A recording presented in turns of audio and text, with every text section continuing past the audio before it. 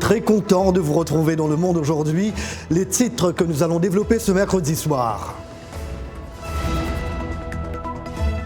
Embuscade meurtrière contre l'armée au Niger. 17 soldats au moins ont été tués et 11 autres sont portés disparus après l'attaque près de la frontière malienne.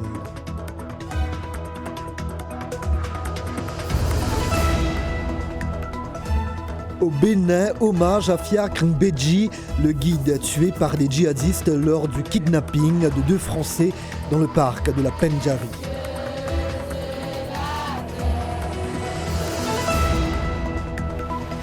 Washington fait monter la pression sur Téhéran et renforce sa présence militaire dans le Golfe. L'Iran promet ce que le pays appelle une défaite américaine.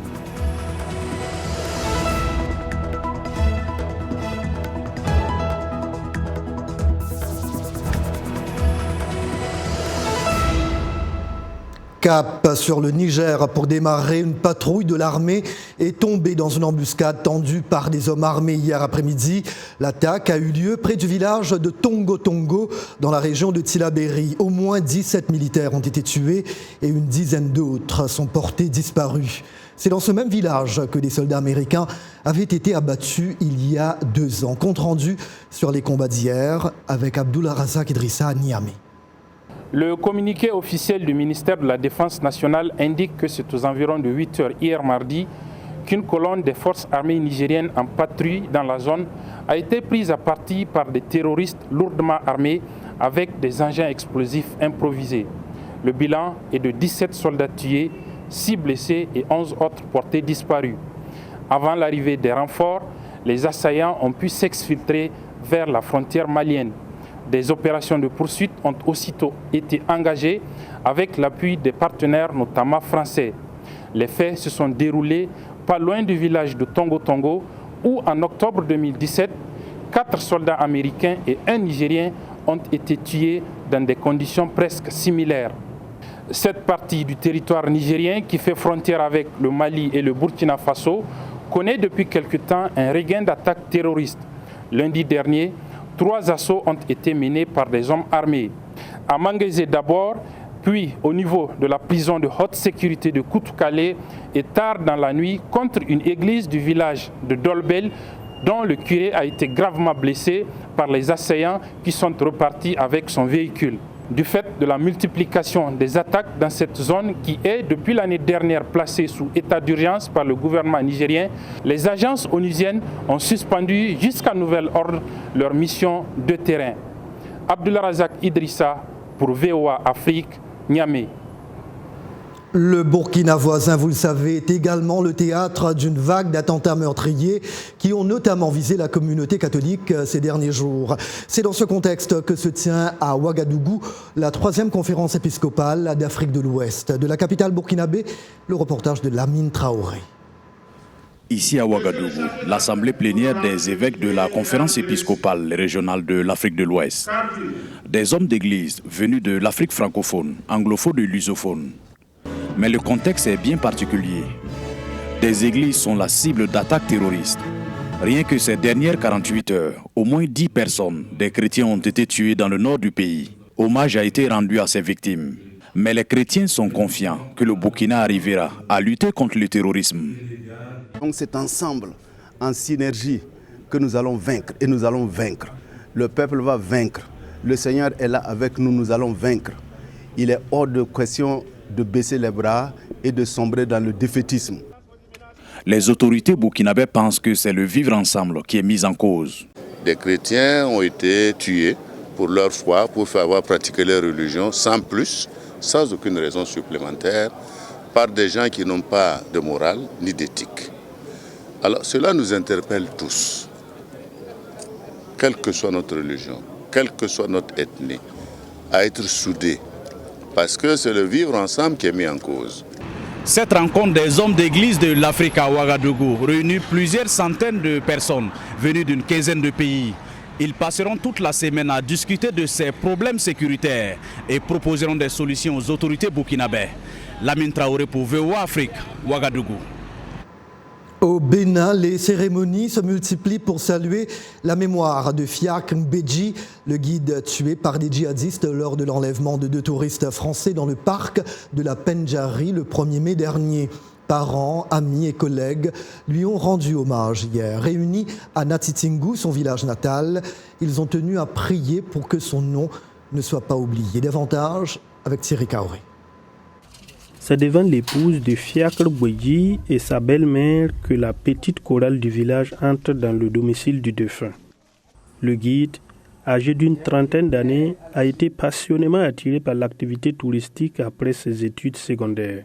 Il a commencé comme chauffeur, puis est devenu guide qualifié dans les régions de Natitingou et Pendjari, à plus de 650 km de la capitale économique Cotonou. Pour ses collègues venus lui rendre hommage, le métier doit continuer. Nous n'allons pas baisser les bras, nous n'allons pas nous faire peur pour rien. Le parc Hervé, nous allons y aller et puis voilà, nous allons rendre un hommage toujours à notre collègue, cher frère. Et je pense que si nous baissons les bras, c'est que le mal va nous gagner. De l'émotion également pour les touristes qui l'ont fréquenté. Louanges et prières à travers cette chanson entonnée par la chorale qui entend laisser tout entre les mains de Dieu. Notre dernier mot est que la terre lui soit légère et que son âme se repose en paix. Fiak, un grand vide est créé. Nous n'avons plus de larmes. Un seul mot, merci. Le Bénin, un pays jusqu'alors épargné par les attaques terroristes, a été durement touché ces dernières années.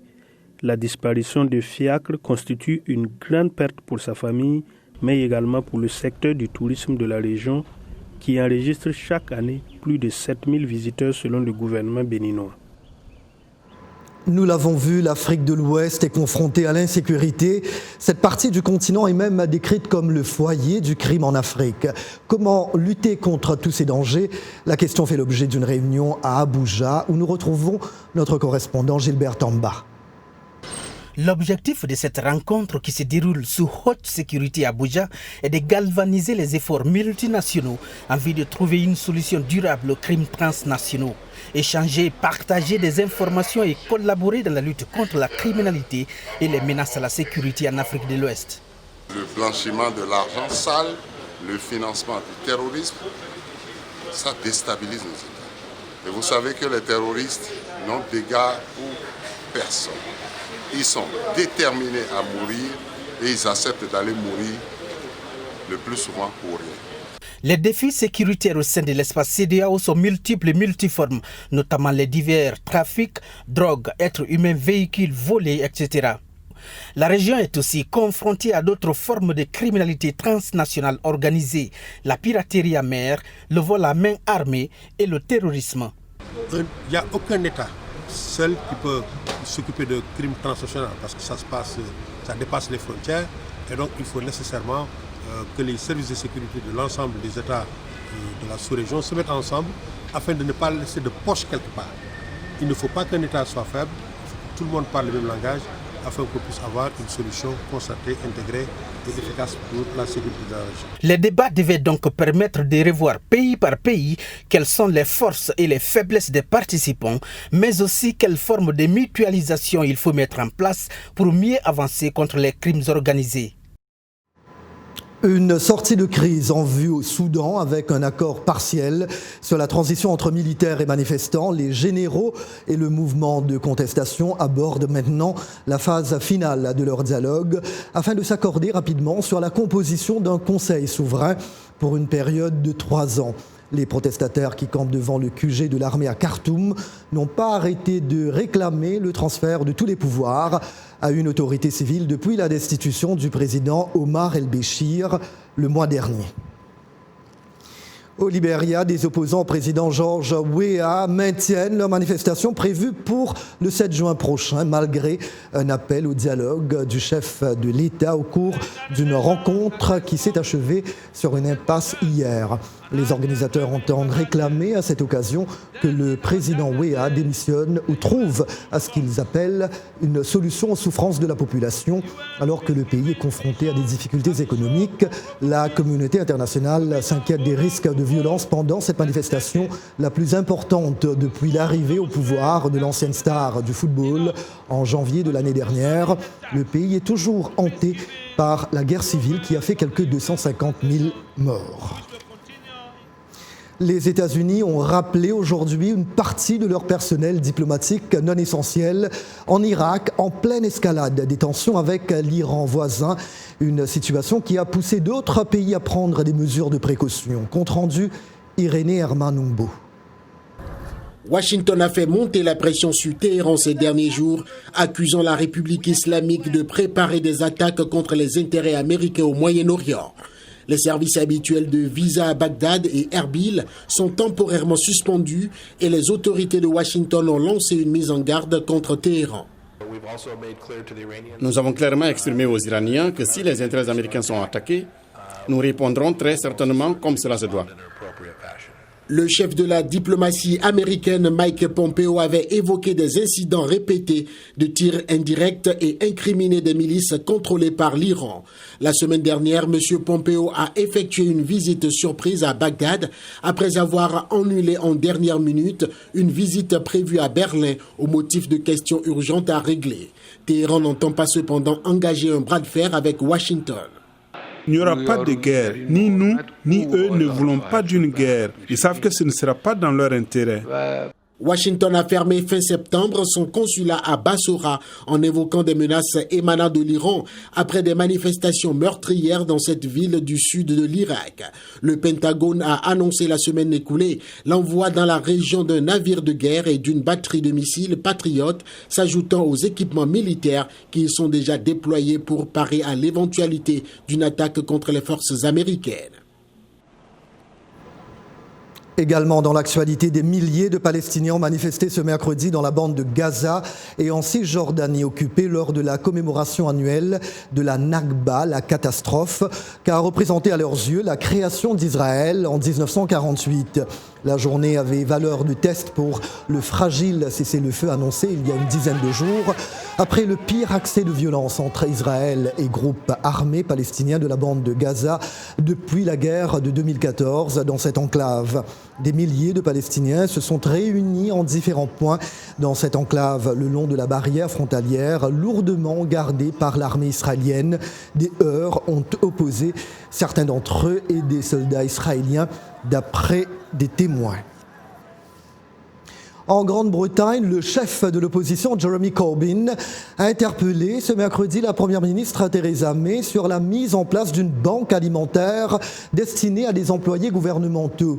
Est-ce que la Première ministre peut nous dire ce qui cloche dans le Royaume-Uni moderne pour qu'un bureau gouvernemental à Londres ait une banque alimentaire pour que certains de ses employés aux salaires les plus bas aient quelque chose à manger? La question de Jeremy Corbyn à la Chambre des communes. Il a dénoncé plus globalement les inégalités sociales qui règnent dans le pays lors de la séance hebdomadaire de questions à la dirigeante conservatrice. Le Sunday Times a révélé dimanche dernier qu'une banque alimentaire avait été créée dans l'urgence pour venir en aide à certains travailleurs employés dans les services de nettoyage ou de restauration après un incident qui les empêche d'être payés depuis le mois de mars. L'émissaire de l'ONU pour le Yémen, Martin Griffiths, en se félicitant des premiers retraits militaires dans 3 ports, a souligné aujourd'hui devant le Conseil de sécurité la nécessité de nouveaux redéploiements pour relancer le processus de négociation politique. Je demande aux membres de ce Conseil de se féliciter du redéploiement survenu ces derniers jours à Hodeïda, d'exhorter les parties à travailler rapidement avec le général danois Michael Lolesgaard pour achever les retraits encore à faire, a déclaré M. Griffiths. Vous regardez Le Monde aujourd'hui en direct de Washington sur VOA Afrique.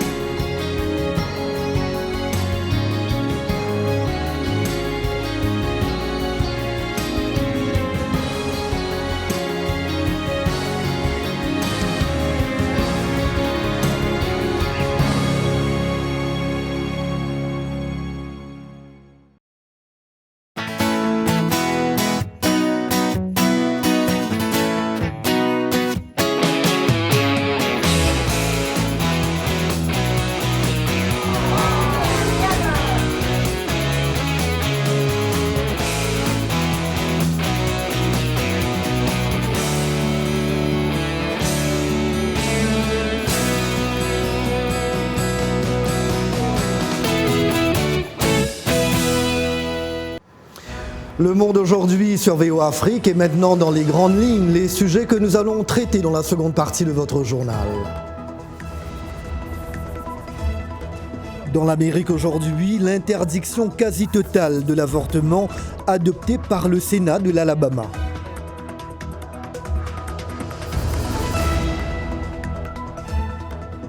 Ailleurs, aux États-Unis, la ville de San Francisco, capitale des hautes technologies, interdit la reconnaissance faciale pour protéger la vie privée.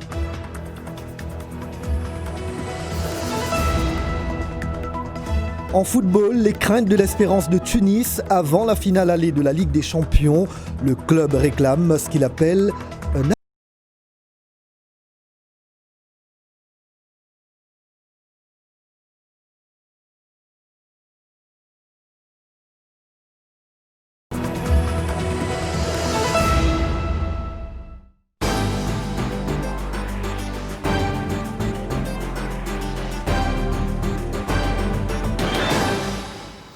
L'Alabama se dit en faveur d'une interdiction quasi totale de l'avortement. Le Sénat de cet État américain a adopté hier soir un projet de loi à cet effet, avec l'objectif affiché de faire revenir le sujet à la Cour suprême. John Lyndon pour les détails. Le Sénat, dominé par les républicains, a voté 25 voix pour et 6 contre, faisant de l'avortement pratiqué à tout stade de la grossesse un crime punissable. En clair, tout prestataire de services d'avortement pourrait écoper d'une peine pouvant aller jusqu'à 99 ans ou à la prison à perpétuité. La seule exception serait lorsque la santé de la mère est sérieusement menacée. Ce qu'il faut dire, c'est que ce qui s'est passé au Sénat de l'Alabama montre à quel point les enjeux sont élevés en ce moment, surtout lorsqu'un État envisage d'interdire totalement l'avortement et l'accès aux soins liés à l'avortement, non seulement sur son territoire, mais également dans le pays. Les sénateurs ont rejeté une tentative visant à ajouter une exception pour le viol et l'inceste. Des législations limitant le droit à l'avortement ont été introduites cette année dans 16 États, y compris en Géorgie, des législations souvent soutenues par le sommet. Je comprends que certains s'opposent à cette législation, mais notre travail consiste à faire ce qui est juste et non ce qui est facile. Nous sommes appelés à être forts et courageux. Un discours qui sonne juste pour certaines militantes et survivantes de l'avortement. Je remercie Dieu pour cette journée. Chaque jour, je me bats et je prie pour que l'avortement prenne fin. Mais je n'ai jamais vraiment pensé que nous verrions un jour comme celui-ci. Et je remercie Dieu pour un gouverneur qui se lève pour la cause des citoyens vulnérables de notre État. Alors, merci. Pour bon nombre de partisans, le projet de loi sur l'avortement est conçu pour déclencher une procédure judiciaire qui pourrait amener la Cour suprême des États-Unis à revoir la décision historique de 1973 qui a légalisé l'avortement au niveau national. À ce jour, le Kentucky, le Mississippi, l'Ohio et la Géorgie ont déjà approuvé l'interdiction de l'avortement dès que le rythme cardiaque fœtal est détecté, ce qui peut se produire vers la 6e semaine de grossesse. Toujours aux États-Unis, un autre vote qui attire tous les regards. San Francisco, capitale des hautes technologies, est devenue la première ville américaine à bannir l'utilisation d'outils de reconnaissance faciale par la police et d'autres agences du gouvernement local. Le conseil municipal de la mégalopole californienne dit vouloir protéger la vie privée des gens. Le sujet est signé Arzuma Compaoré. Cette interdiction fait partie d'une législation plus large qui oblige les services de la ville à obtenir une approbation du conseil d'administration et à établir des politiques d'utilisation pour la technologie de surveillance qu'ils souhaitent acheter ou utilisent actuellement. Plusieurs autres administrations locales exigent par ailleurs des ministères qu'ils divulguent leur technologie de surveillance et sollicitent une approbation au préalable. Il existe de nombreuses façons de sécuriser notre société sans vivre dans un état sécuritaire. Nous avons une très très bonne police, mais nous ne voulons pas vivre dans un État policier. Cette loi tente de trouver cet équilibre. La loi interdit l'utilisation de la technologie d'identification faciale par les municipalités, mais pas par les particuliers, les entreprises ou le gouvernement fédéral. Alors que pour les défenseurs de la protection de la vie privée, cette technologie représente une menace sérieuse pour les droits civils, les défenseurs de la sécurité publique disent que la police a besoin d'aide pour rattraper les criminels. Il s'agit d'une technologie qui a mal identifié 28 membres du Congrès des États-Unis, mais que les gouvernements peuvent vraiment mal utiliser. Cette loi dit que nous allons avoir une politique d'utilisation des technologies existantes et futures, mais nous voulons remettre le génie de la reconnaissance faciale dans sa bouteille. Si les gens savent que nous n'utilisons pas certaines technologies, nous devenons une cible ouverte. Et plusieurs autres villes et États pourraient suivre l'exemple de San Francisco. Nous avons vu d'autres pays l'essayer, comme le Royaume-Uni et la Chine, qui sont très agressifs sur la question. Bien qu'il existe des raisons valables pour l'utilisation de la technologie, selon les partisans de l'interdiction, le public devrait savoir comment ces outils sont utilisés ou s'il existe des cas d'abus. Le département de la police de San Francisco a cessé de tester la reconnaissance faciale en 2017. Et Yacouba Ouedraogo nous rejoint maintenant pour les sports. Bonsoir Yacouba. Bonsoir Jacques et bonsoir à vous, chers amis sportifs. Nous parlons basket pour commencer. Golden State a bien débuté sa finale de conférence Ouest. Le double champion NBA en titre a fait une démonstration de force face à Portland, dominé 116 à 94. Les Warriors mènent une victoire à 0 et peuvent doubler la mise demain.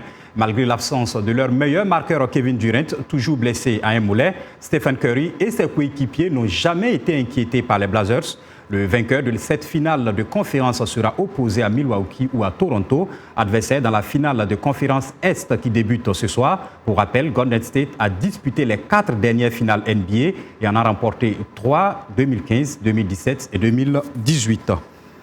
En football, l'Espérance de Tunis redoute l'arbitrage en finale de la Ligue des Champions et fait pression sur la CAF. Le champion en titre a envoyé un courrier à la Confédération africaine de football lui demandant de désigner un arbitre compétent pour la finale contre le Wydad de Casablanca. Et d'après la presse tunisienne, la formation espérantiste a émis des réserves contre le Zambien Jenny Sikazoué et le Gambien Bakary Gassama à cause de leurs antécédents. Le 24 mai, le Wydad accueille les espérantistes au complexe Moulay Abdellah de Rabat pour la manche allée de la finale avant le retour au stade de Radès le 31 mai. Et pour finir, en Europe, Guardiola bat encore Klopp pour le trophée d'entraîneur de l'année en Première Ligue. Le technicien catalan de Manchester City a été élu meilleur entraîneur devant Jürgen Klopp de Liverpool et Mauricio Pochettino qui a conduit Tottenham à sa première finale de Ligue des Champions. Les Citizens ont conservé leur titre de champion de la Première Ligue à la dernière journée en gardant un petit point d'avance sur le Liverpool dans une fin de championnat assez folle. Manchester City et Pep Guardiola ont également remporté la Coupe de la Ligue et sont en course pour ce qui serait le premier triplé de l'histoire du foot anglais. Ils affronteront Watford en finale de la Coupe d'Angleterre ce samedi à Wembley. C'est tout pour les sports. On se retrouve demain. Merci bien Yacouba. À demain.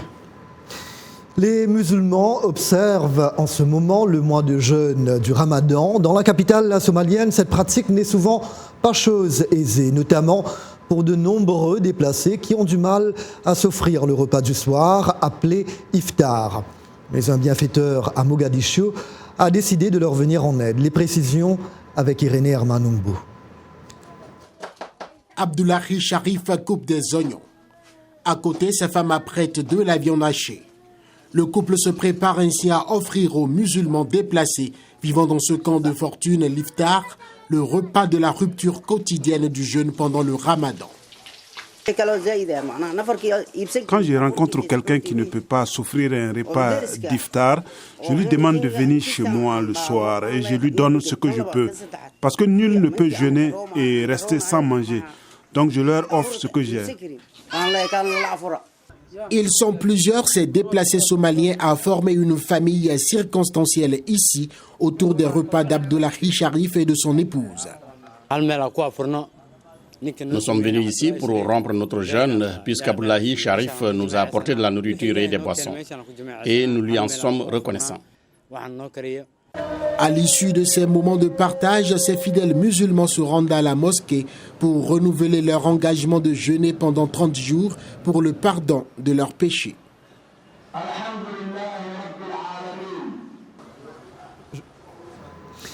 Et avant de terminer, un tour en papamobile pour 8 enfants migrants. Le pape François a en effet offert ce mercredi un long tour en papamobile sur la place Saint-Pierre à 8 enfants migrants récemment arrivés en Italie, originaires du Congo, du Nigeria ou de Syrie. Ils ont accompagné le souverain pontife dans son tour de la place Saint-Pierre pour saluer les fidèles avant la traditionnelle audience générale du mercredi. Ils arboraient des t-shirts avec les 4 recommandations clés répétées sans relâche par le pape François à l'endroit des migrants: accueillir, protéger, promouvoir, intégrer. Certains de ces enfants étaient arrivés de Libye le 29 avril en avion via un couloir humanitaire que le Haut Commissariat de l'ONU aux réfugiés entend développer avec d'autres pays européens pour évacuer les migrants vulnérables piégés par les combats en Libye. Les autres enfants invités par le pape étaient arrivés sur une embarcation voici quelques mois, d'après le Saint-Siège, précisant qu'ils étaient tous actuellement hébergés avec leur famille dans un centre d'accueil baptisé Monde Meilleur près de Rome. Et puis aux États-Unis, des sapeurs-pompiers ont secouru 2 laveurs de vitres d'Oklahoma City qui se sont retrouvés coincés dans une nacelle dangereusement balancée par un vent violent. Ils se trouvaient au sommet de la Devon Tower, le gratte-ciel le plus haut de la ville.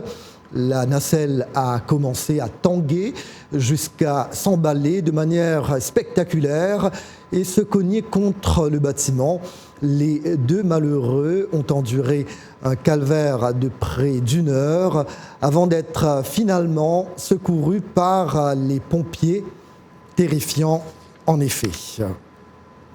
Voilà, point final à ce journal. Merci d'avoir été des nôtres ce soir. C'était Jacques Aristide à Washington. Rendez-vous demain, même heure, même endroit. Toute l'équipe se joint à moi pour vous souhaiter une très belle soirée.